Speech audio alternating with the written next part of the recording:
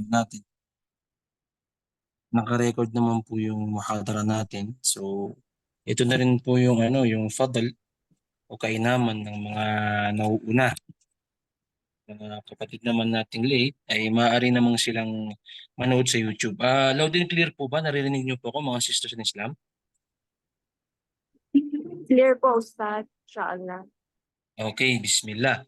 So, alhamdulillah, binigyan na naman tayo ng Allah subhanahu wa ta'ala ng pagkakataon upang dugtungan na naman yung ating paksa patungkol sa biography o kwento ng talang buhay ng Propeta Muhammad sallallahu alaihi wasallam. Simulan na po natin ito para at least yung oras natin na hindi masayang. A'udhu billahi minasyaitanir rajim. Bismillahirrahmanirrahim. Innal hamdalillah nahmaduhu wa nasta'inuhu wa nastaghfiruh wa na'udzu billahi min shururi anfusina wa min sayyiati a'malina. May yahdihillahu fala mudilla lahu wa may yudlil fala hadiya lahu. Wa ashhadu an la ilaha illallah wahdahu la sharika lahu. وأشهد أن سيدنا ونبينا وحبيبنا محمدا عبد الله ورسوله وصفيه وخليله صلى الله عليه وعلى آله وصحبه أجمعين. أما بعد, السلام عليكم ورحمة الله وبركاته. Mga kapatid sa relihiyong Islam, sisters in Islam, isang mapagpalang araw, isang mapagpalang umaga, at isang mapagpalang hapon naman po sa mga, kung meron man tayong mga watchers o mga nakikinig na nandyan sa Pilipinas. Dalangin ko kay Allah subhanahu wa ta'ala na pag-ingatan nawa niya ang ating mga pamilya at lahat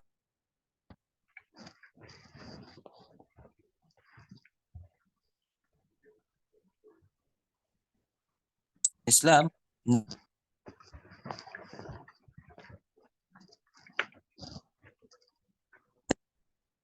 patungkol sa sallam. At inshallah, dating gawi po, we have some questions para at least ma-remind po natin mga na-discuss. So inshallah, ready po ba tayo? Inshallah, mga sisters in Islam.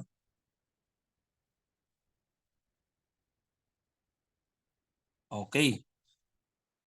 So inshallah, ganun pa rin po ang ating criteria. So sinong gustong sumagot ay magtaas po ng kamay at ating tatawagin. Bidnillah subhanahu wa ta'ala.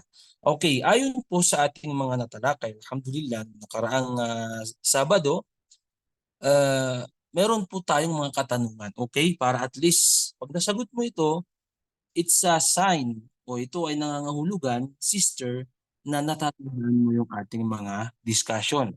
So unang katanungan, sino ang propetang nadatnan ni Muhammad at Muhammad sallallahu alaihi wasallam at Jibril alaihi salatu wassalam sa pangpitong langit? Mashallah, ang bilis ng system natin. Para tayong nasa Family Feud, yung wala pang mashallah. Sister Amita, tafadhali. Assalamualaikum warahmatullahi wabarakatuh, Ustad. Wa alaikumussalam wa rahmatullahi wa barakatuh. Yes po, sister. Ang nadatnan po ng propeta Muhammad sallallahu alaihi wasallam ay si Nabiullah Ibrahim alaihi wasallam po. Mashallah, Nabiyullah Ibrahim alayhi salatu wassalam. So nakwento po natin yung panahon na dumating siya sa pangpitong palapag at ang nadatnan doon ni Propeta Muhammad sallallahu alaihi wasallam ay si Nabiyullah Ibrahim alayhi salatu wassalam. Okay, next question po. Ano ang mahalagang bagay na nadatnan ng Propeta Muhammad sallallahu alaihi wasallam at si Jibril alayhi salatu wassalam sa pangpitong palapag ng langit? Nung dumating sila doon, meron silang nadatnan doon na isang mahalagang bagay. Ano po ito? Yes, mga sisters? Except kay Sister Amita, Selo Amita. Inshallah, mga sisters natin, mga active. Yung iba, hinahanap nila sa mga notes nila. Yes, may nagtaas ng kamay. Sister Saadia. Tafaddali, Assalamualaikum bismillah. po. Waalaikumsalam Assalamualaikum Ustad. warahmatullahi wabarakatuh. Sidratul Muntaha po. Sidratul Muntaha. Okay, yung Saka Al-Bait Al-Mahmur. Al-Ma'mur. Okay. Ito po ang nadatnan nila sa pangpitong palapag, ang tinatawag nating una ang Sidratul Muntaha, ngunit ang pinaka buod nito ay nung nakita sila ng Nabiullah Ibrahim, Propeta Abraham alayhi salatu wassalam, ay doon niya nadatnan ang tinatawag na Bait al-Ma'mur. Okay? So, mashallah, tabarakallah. Natatandaan po natin ito. Pangatlong tanong, mga sisters, ano ba ang Bait al-Ma'mur? Siyempre, dapat alam natin. Sino sa mga sisters natin yung hindi pa? Mashallah, napakarami. Okay, si Sister Sarah Adelfa. Ano ang ibig sabihin? Ano itong bagay na ito na Bait al-Ma'mur? Sister Adelfa? Assalamualaikum warahmatullahi wabarakatuh. Waalaikumsalam warahmatullahi wabarakatuh. Para siyang sa Kaaba siya, kagaya natin dito sa ibabaw ng mundo, tayo ay may Kaaba. Yes. Kung saan tayo nagtatawaf. Ang Baitul Ma'mur naman, ito yung Kaaba doon sa langit kung saan ang mga anghel ay nagtatawaf din. Mashallah, tabarakallah. Mashallah, tabarakallah. Maraming salamat po, sisters. Okay, next question po. Nabanggit po natin kung ano ang Bait al-Ma'mur. Okay? So, nabanggit din ng ating sister. Maraming salamat kay Sister Sarah Adelfa na dito nagtatawaf. Ito ay parang Kaaba. Katulad ng Kaaba natin dito sa mundo na nagtatawaf yung mga malaika. Okay? Doon nagtatawaf, doon nagsasala yung mga malaika. Ngayon naman, ang tanong natin, nabanggit natin sa kwento, ilang mga anghel o mga malaika ang nagtatawaf doon every day. Mashallah, bilis niya sister. Sister Malaysia Abdurrahim. Yes, sister, 70,000 angels po, Ustad. Assalamualaikum. Allahu Akbar. Ayon po sa riwaya, ay umaabot sila ng 70,000 na mga anghel. At nabanggit din po sa riwaya na yung mga anghel na yon na nagsala doon at nagtawaf na yon sa araw na iyon, ay hindi na sila makakapagtawaf pa sa susunod na araw. Nabanggit po sa inyo, yan ay nangangahulugan kung gaano karami ang mga anghel. Okay? So tayo bilang isang mga Muslim, naniniwala tayo na mayroon pang mga anghel na maliban kila Anghel Jibril, kila Anghel Mikail, Israfil at marami pang iba. Dahil dyan pa lang nangangahulugan mga sisters in Islam na napakarami po ng mga anghel. Mashallah, tabarakallah, maraming salamat po, sister. Okay, ngayon, panglimang tanong. Nung panahon na nakaakyat na ng langit si Propeta Muhammad sallallahu alaihi wasallam at inobligado na sa kanyang nasyon, ang pagsasala o pagdarasal, ilan ang unang inobligado sa atin na umma ng Propeta Muhammad sallallahu alaihi wasallam? Yes, Sister Marwa Aldiza. Yes. Tafaddali. Assalamualaikum warahmatullahi wabarakatuh. 50 times po. Mashallah, tabarakallah, 50 times po. Maraming salamat sa mga sisters natin na chat dyan at sumasagot. Mashallah, maraming salamat po sa inyo. Yes, ito po ay 50 times.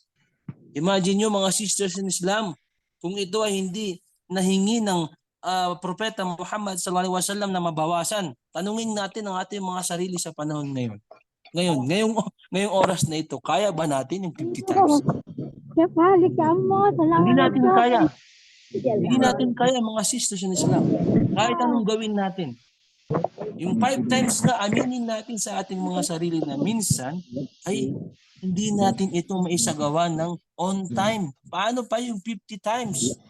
So sa awa ng Allah subhanahu wa ta'ala, binigyan tayo ng pagkakataon. Anong nangyari? Ito ay naging 5 times. At yun ay hiningi ng Propeta Muhammad sallallahu alaihi wasallam. Bilang panghuling tanong, mga sisters in Islam, sino ang nagpayo kay Muhammad sallallahu alaihi wasallam na hindi kaya ng kanyang umma, ng kanyang nasyon? ang 50 times. Mashallah, ang active ng mga sisters natin ha. Except muna kay Sister Malaysia at saka Sister Amita. Ayun, si Sister Ilham.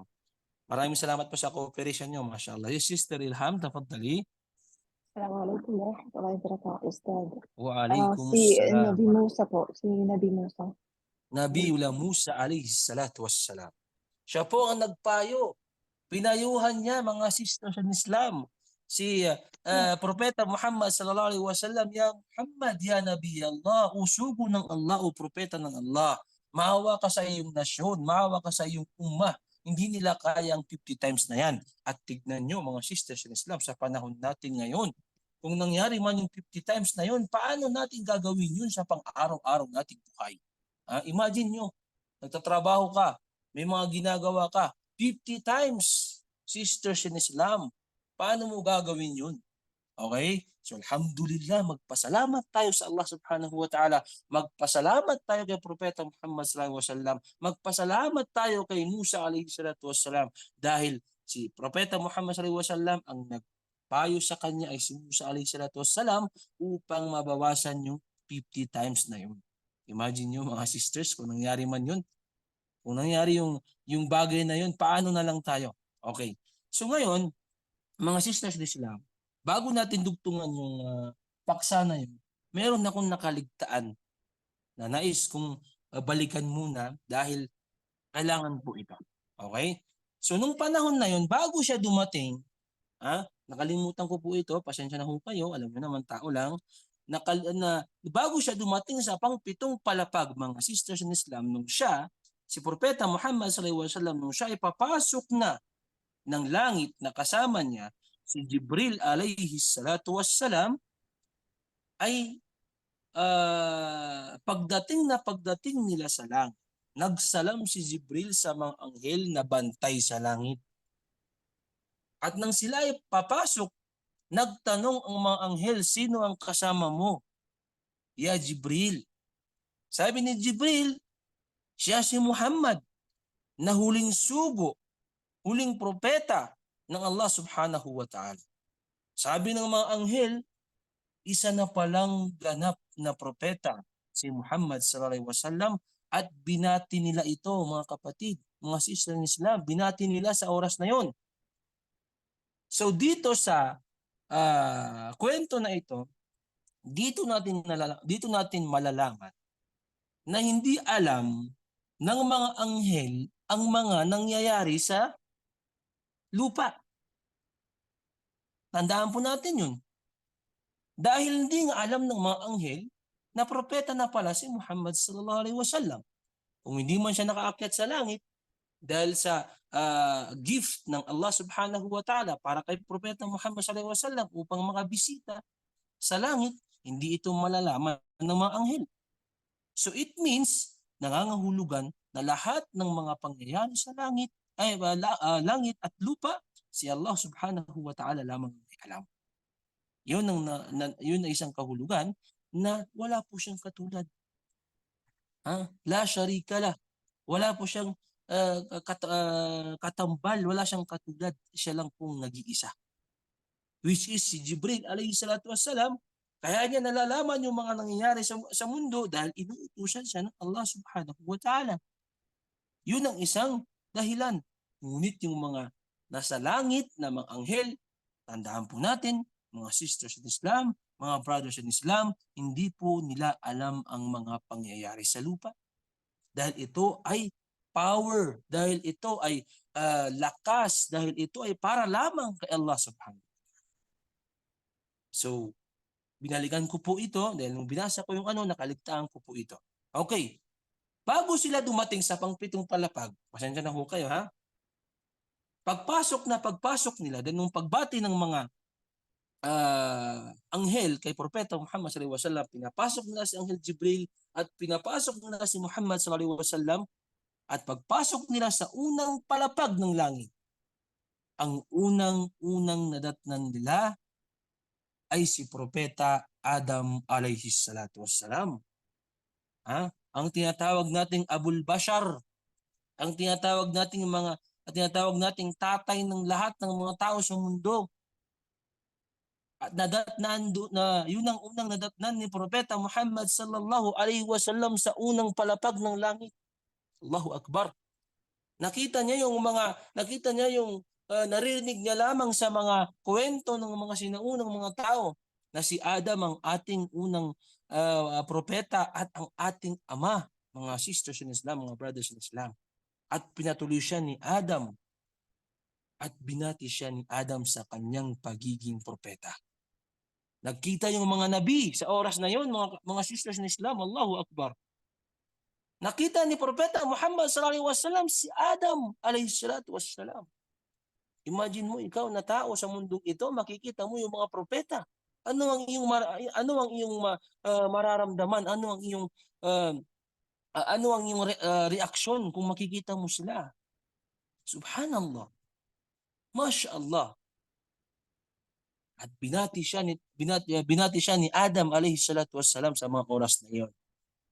At sila ay nagkukwentuhan hanggat sa tumuloy si Propeta Muhammad sallallahu alaihi wasallam at si Anghel Jibril sa pangalawang palapag ng langit.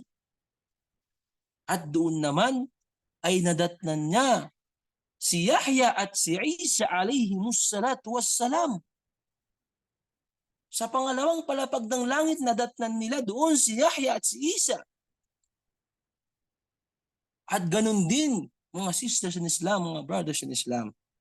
Pinatuloy sila ni Yahya at saka si Isa na natuto at nagagalak at binati din nila si Muhammad. Ya Nabi Allah, o sugo ng Allah, o propeta ng Allah, binabati ka namin sa iyong pagiging isang propeta. Isang ganap na propeta. Allahu Akbar. Nag-uusap-usap yung ating mga nabi. Nag-uusap-usap yung ating mga sugo na mula kay Allah subhanahu wa ta'ala. Si Isa, alayhi salatu wassalam, sa ating kaalaman, si Hesus Kristo. Si Isa, na anak ni Birhing Maria, which is alam naman natin na nabanggit sa mga riwaya at nabanggit din sa Quran, mga sisters ng Islam, na darating yung panahon na ibabalik ni Allah subhanahu wa ta'ala si Isa alayhi salatu wassalam sa mundong ibabaw. At alam natin yung mangyayari sa oras na yun, yung pangyayari sa oras na yun. At ito ay nangangahulugan na si Isa alayhi salatu wassalam, muttafaq ang ating mga ahlul ilm na mula sa hadith at mula sa Quran na si Isa alayhi salatu wassalam ay hindi pa namamatay. Imagine nyo, nagkita sila ni Propeta Muhammad sallallahu alaihi wasallam. Kasama niya si Yahya alayhi salatu wassalam. At nang sila ay dumating naman sa ikatlong palapag ng langit, ang nadatnan naman nila, mga sisters in Islam, ay si Yusuf alayhi salatu wassalam. Allahu Akbar. Alam natin yung kwento kay Yusuf sa surat Yusuf. Siyang binansagang gwapong propeta, mga sisters in Islam. Lahat po ng mga propeta, alam naman po, lahat sila mga gwapo. Lahat sila ay mga matipuno. Ngunit ayon sa kwento sa surat Yusuf, alam po natin kung ano yung kwento. Yung kwento na patungkol kay Yusuf alayhi salatu wassalam. Alam natin yung mga nangyari doon sa surat Yusuf. Inshallah, meron naman po kayong tafsir, ay makukuha nyo po yan at maaari nyo pong pakinggan yan sa ating mga YouTube. Merong mga nagkukwento patungkol kay Yusuf alayhi salatu wassalam. Alam natin kung paano siya sinaktan o paano siya inalipusta o paano siya kumbaga sa atin ay palayasin ng kanyang mga kapatid. Imagine nyo, sa inggit nila kay Yusuf alayhi salatu wassalam, nabanggit sa surat Yusuf na inulog nila ito sa isang balon, mga sisters ng Islam. At binati din siya ni Yusuf. Pinatuloy siya ni Yusuf alayhi salatu wassalam, ya Nabi Allah, o propeta ng Allah, o sugo ng Allah, ya Muhammad. Binabati kita sa iyong pagiging ganap na isang propeta. Pagiging ganap na isang sugo, Allah Akbar. Imagine yun, nag-usap-usap ng mga nabi. Subhanallah. Ikaw na Muslim, Kahit sa ang palapag dito sa mga paraiso na ito, sa langit na ito, makapasok ka dito. Kahit saan dito, makasama mo yung mga propeta. MashaAllah, tabarak. Hindi natin ma-imagine paano yung pakikitungo nila. Imagine nyo yun, mga sisters and mga brothers in Islam. At habang sila ay namamasyal sa langit, dumating naman sila sa pang-apat na palapag ng langit. At ang nadatnan naman nila ay si Nabiyullah Idris alayhi salatu wassalam. At ganun din ang ginawa ni Idris. Binati niya, pinatuloy niya si Muhammad sallallahu alaihi wasallam. Ya Nabi Allah, Ya Muhammad,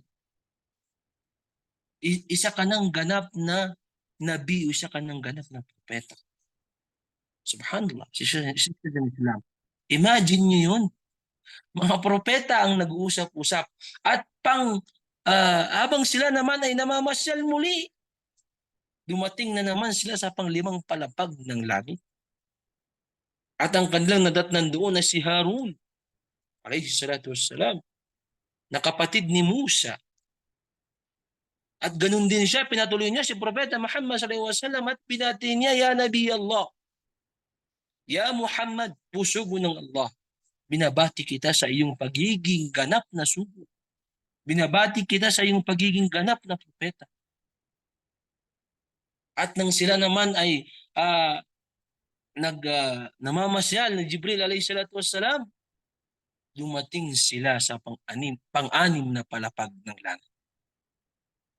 At doon nila nadatnan, mga sisters in Islam, si Musa alayhi salatu wassalam. Si Musa alayhi salatu wassalam, doon nila nadatnan ito. At ganun din, alam naman natin na si Musa ay tinawag na Kalimullah. Siya yung isa sa mga propeta na laging kinakausap ng Allah subhanahu wa ta'ala. At ganun din si Propeta Muhammad sallallahu alaihi wasallam. Pinatuloy siya ni Musa alayhi salatu wassalam. At binati din niya, Ya Nabi Allah, usugo ng Allah, Ya Muhammad, binabati kita sa iyong pagiging isang ganap na propeta. Pagiging isang ganap na sugo. At nung sila ay nag-uusap, naalala ni Musa alayhi salatu wassalam yung sinabi ng kanyang mga angkan, kanyang nasyon na mga Israel. Sinabi nila na ang pinakamagandang angkan o pinakamaraming taong makakapasok ng paraiso ay ang mga umma o nasyon ni Musa alayhi salatu wassalam. Naalala ito ni Musa. At habang nag-uusap si Musa alayhi salatu wassalam at saka si Propeta Muhammad sallallahu alaihi wasallam, marami silang napag-usapan at nung oras na yun, naaalis na at lilipat na naman. Yun yung nakwento po natin, na-advance po natin yun sa pang-7 palapag. Si Propeta Muhammad sallallahu alaihi wasallam, nagpaalam siya kay Musa. At nung siya ay nagpaalam kay Musa, napaluha si Musa alayhi salatu wassalam. Bakit siya napaluha, mga sisters in Islam? Dahil napatunayan niya sa kanyang sarili na hindi totoo yung sinabi ng kanyang angkan na mga Israel na ang pinaka-mainam at pinakamaraming tao sa paraiso ay ang angkan ni Musa alayhi salatu wassalam, which is sila yung mga Israel. Bakit? Dahil nakita niya kay Muhammad sallallahu alaihi wasallam na ang pinakamagandang nasyon at ang pinakamaraming makakapasok ng paraiso ay ang nasyon o umma ni Propeta Muhammad sallallahu alaihi wasallam. Ano ang sinabi ng Allah subhanahu wa ta'ala sa banal na Quran? Kuntum khayra ummatin ukhrijat lin-nas ta'muruna bil ma'ruf wa tanhauna 'anil munkari wa tu'minuna billah. Sa malapit nitong kahulugan, mga sisters in Islam, kuntum khayra ummatin ukhrijat lin-nas, alam nyo ba na ang pinakamainam o pinakamagandang nasyon ay ang nasyon ng Propeta Muhammad sallallahu alaihi wasallam. Mismong Allah subhanahu wa ta'ala nagsabi sa banal na Quran. Ngunit ang nasyon na ito o nasyon ng Propeta Muhammad sallallahu alaihi wasallam ay mayroong mga kondisyon. Kapag napaloob tayo sa mga kondisyon na ito ay nangangahulugan na kabilang tayo mga sisters in Islam doon sa pinakamagandang nasyon. Ano ito? Ta'muruna bil ma'ruf. Sinabi ng Allah, ikaw na kabilang sa nasyon ng Propeta Muhammad sallallahu alaihi wasallam, umma ng Propeta Muhammad sallallahu alaihi wasallam, kapag napaloob sa iyo ang mga bagay na ito, ta'muruna bil ma'ruf. Inuutos mo ang kabutihan. Wa tanhauna 'anil munkar. At iyong pinipigilan ang kasamaan. Ibig sabihin nito, kapag napaloob sa iyo ang dalawang bagay na ito, ikaw ay totally kabilang sa nasyon o umma ng Propeta Muhammad sallallahu alaihi wasallam. Which is sa panahon natin ngayon, pasintabi po mga kapatid, mga sister ng Islam. Mayroon mga Muslim sa panahon natin ngayon, subhanallah, na Muslim nga siya. Ngunit hindi, kasama nga siya sa umma o nasyon ng Propeta Muhammad sallallahu alaihi wasallam. Ngunit hindi naguutos ng kabutihan.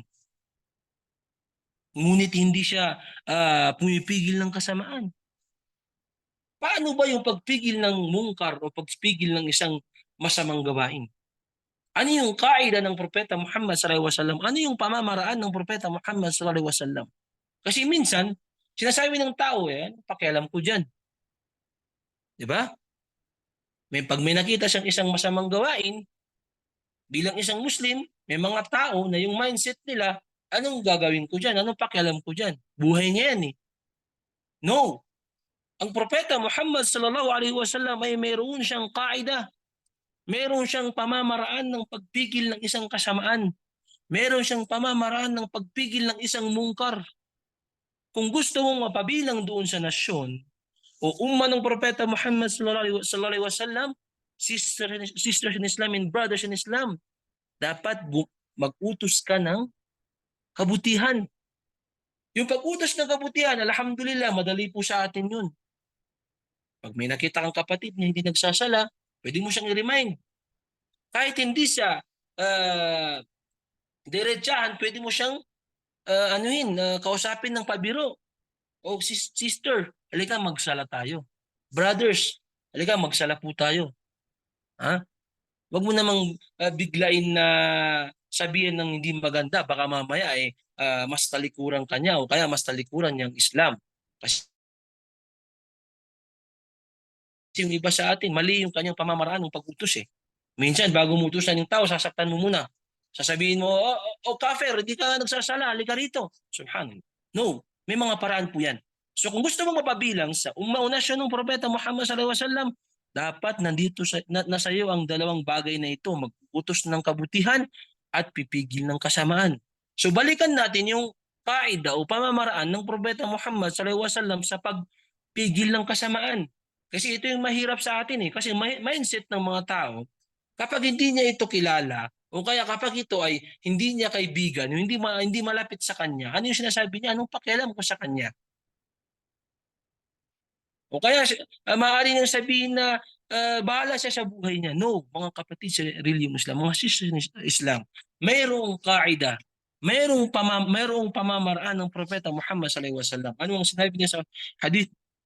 Man ra'a minkum munkaran falyughayyirhu biyadihi fa in lam yastati' fa bilisani fa in lam yastati' fa biqalbihi wa dhalika ad'aful iman aw kama qala Rasulullah sallallahu alaihi wasallam.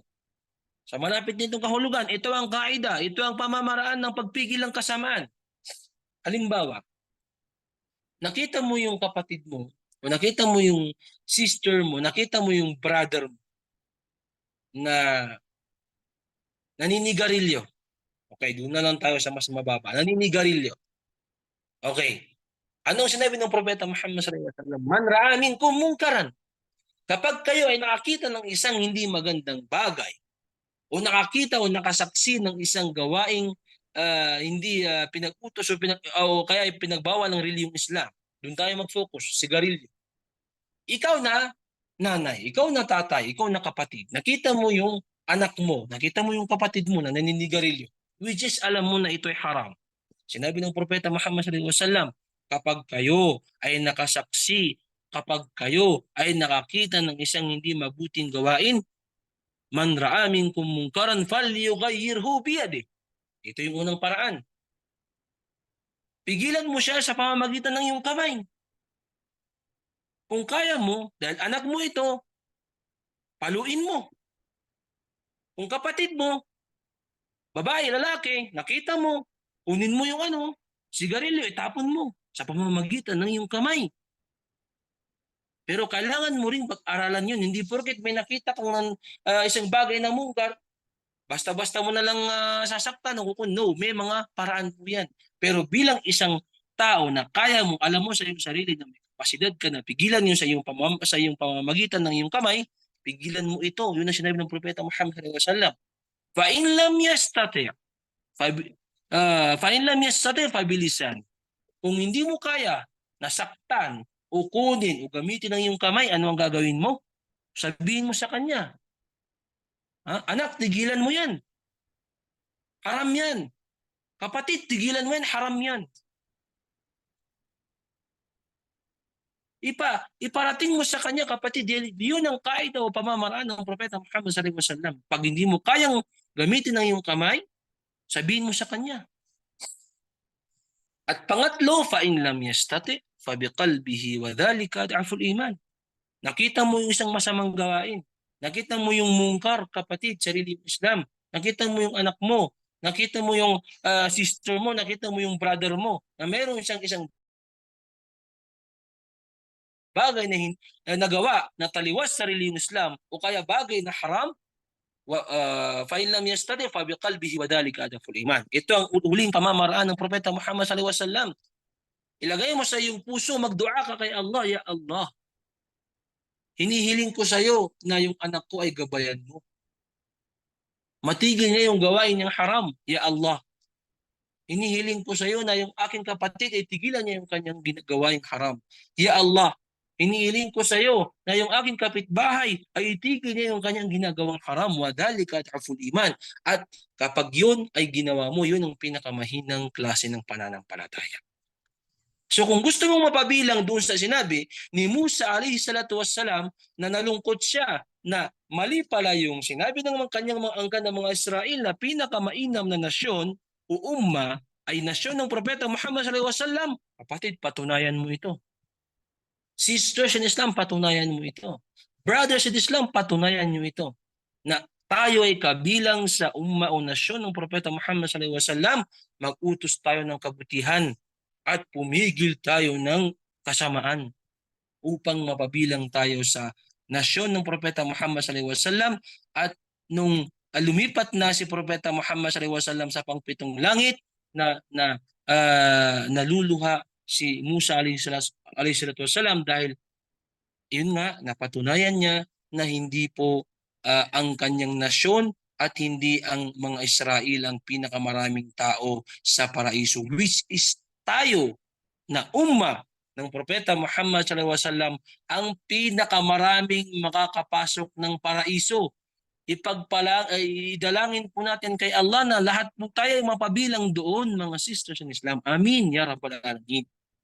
Kahit lahat po tayo, dalangin ko po kay Allah na itong pagtitipon natin ngayon, kampon ng ating mga pamilya ay matipon din tayo sa paraiso ng Allah subhanahu wa ta'ala. Mashallah, tabarak. So yun po yung nakaligtaan nating episode na bago dumating sa pangpitong langit, dumaan muna siya sa unang langit, pangalawang langit, hanggang pang-anim na langit. At nung dumating na sa pangpitong langit, yung nakausap niya si Ibrahim alayhi salatu wassalam, pinatuloy siya ni Ibrahim, binati siya ni Ibrahim, nadatnan niya doon ang tinatawag na tinatawag na Baitul Ma'mur. Nakausap niya si Nabiullah Ibrahim, at nung siya ay umakyat na kay Allah subhanahu wa ta'ala, doon na rin po na obligado sa atin yung sala. At habang siya ay papauwi, dumaan siya sa pangpitong palapag hanggang sa pang-anim na palapag, at nadatnan niya doon si Musa alayhi salatu wasalam muli. At tinanong siya ni Musa, alam na po natin, nakwento natin yung about sa sala, hanggang sa naging 50, hanggang sa naging 40, mayroong mga riwaya na 30, mayroong mga riwaya na 25, hanggang sa ito ay naging 5. At ang 5 na iyon, mga sisters in Islam, ay may katumbas na 50 na sala.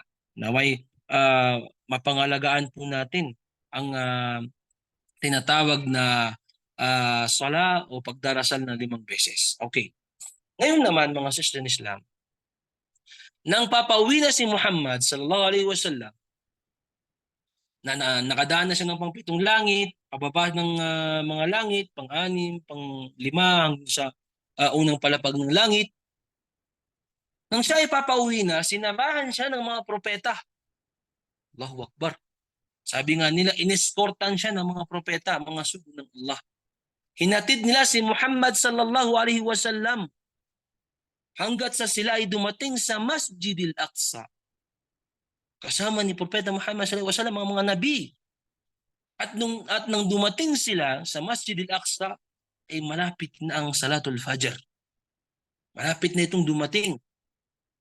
At nang dumating na ang Salatul Fajr, nang itatayo na nila ang sala, hinatid ni Jibril alayhi salatu wassalam si Muhammad sallallahu alaihi wasallam sa lugar ng imam. At si Muhammad sallallahu alaihi wasallam ang nag-imam o nag-lead ng prayer sa oras ng Fajr na iyon. Kasama niya ang mga nabi. Nasa likod niya ang lahat ng mga anbiya. Allah. Adam alayhi salatu wassalam, Musa, Ibrahim, Yahya, Isa, Harun, at marami pang iba sa ating mga nabi. Ang nag-lead ng prayer na yun ay si Muhammad sallallahu alaihi wasallam. Kaya binansagan sa Islam na si Muhammad sallallahu alaihi wasallam ay Imamul Mursalin. Imam ng mga sugo, propeta ng Allah subhanahu wa ta'ala. Allahu Akbar. Napakaraming nabi. Ikaw na isang Muslim, hindi ka ba nagpapasalamat? Ikaw na isang tao na kabilang sa ummah, kabilang sa nasyon ng Propeta Muhammad sallallahu alaihi wasallam, hindi ka ba nagpapasalamat?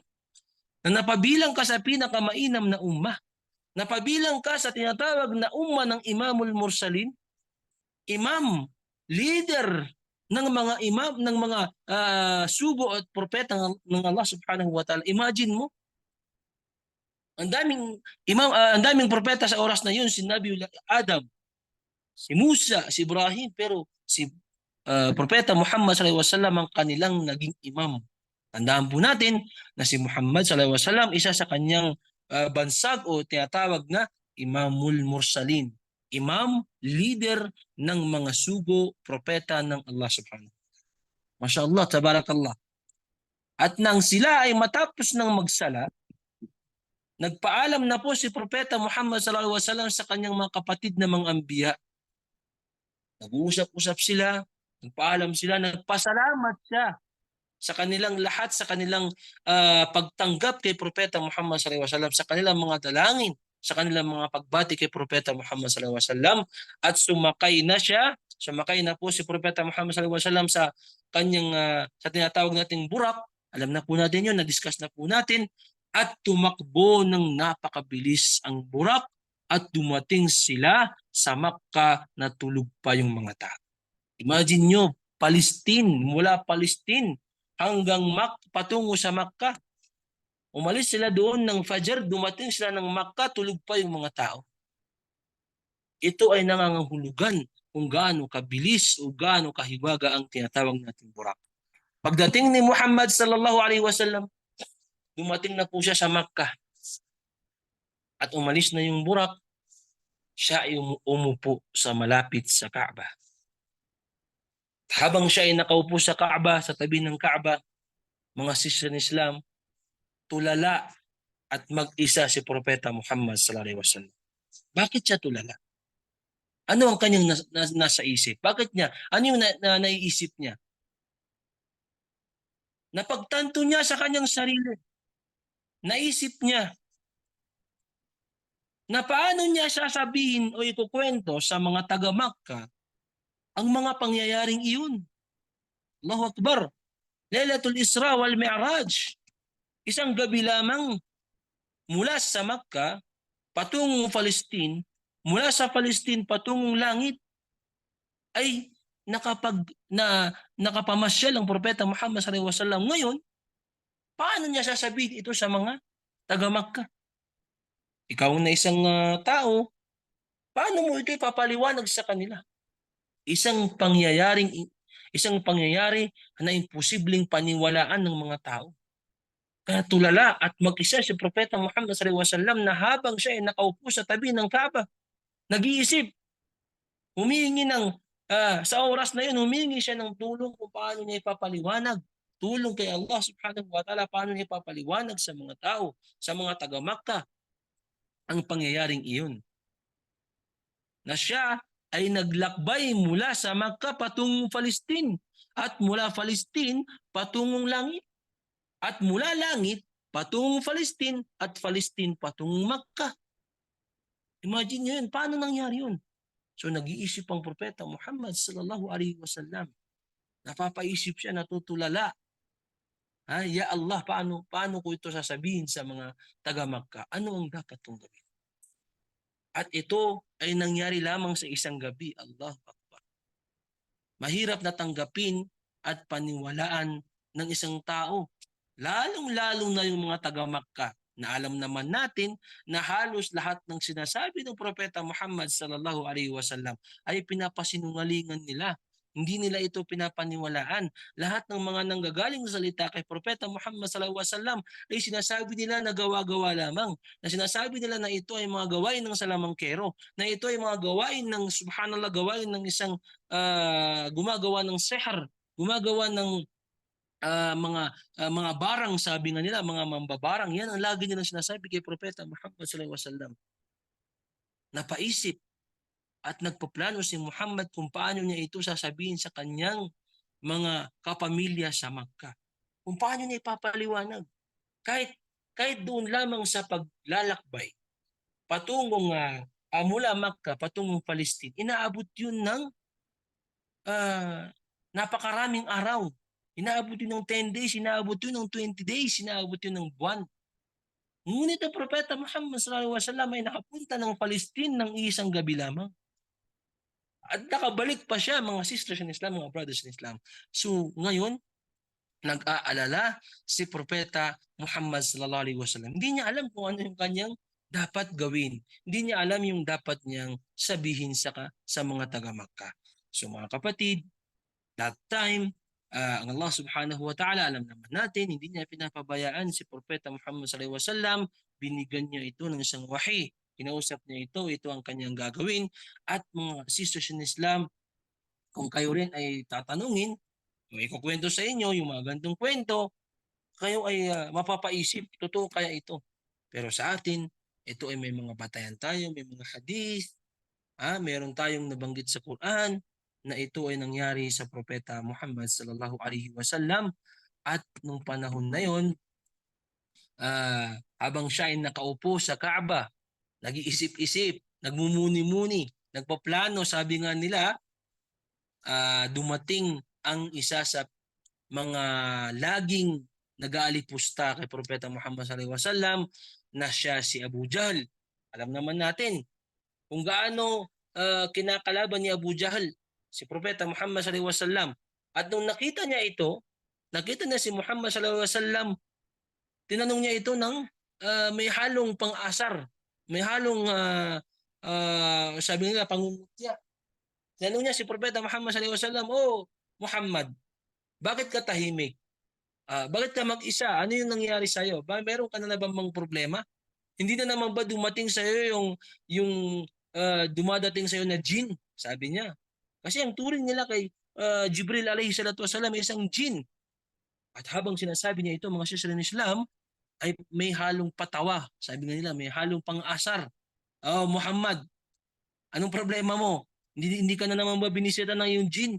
Hindi ka na naman ba pinuntahan ng iyong Panginoon?" Sabi niya. So sinabi ng Propeta Muhammad sallallahu alaihi wasallam, sabi niya, kagabi lamang ay kausap ko si Jibril alayhi salatu wassalam. Kahit ganun pa man, yung turing ni Abu Jahl kay Propeta Muhammad sallallahu alaihi wasallam ay maganda pa rin yung kanyang pakikitungo. Maganda pa rin yung kanyang mga salita. Sinabi niya, dumating si Jibril alayhi salatu wassalam. At sinabi niya, that time, na mayroong pangyayari mayroong binigay na regalo ang Allah subhanahu wa ta'ala kay Propeta Muhammad sallallahu alaihi wasallam. At doon niya na ikukwento mga sister ng Islam yung mga pangyayari kay Abu Jahal, at doon na rin inshallah subhanahu wa ta'ala dudugtungan natin ito na tinawag ni Abu Jahal lahat ng mga taga Makkah. Tinawag niya yung mga tao na ya ahla Makkah, meron na naman daw kwento, meron na naman daw ibabalita sa atin si Muhammad at ating pakinggan ito.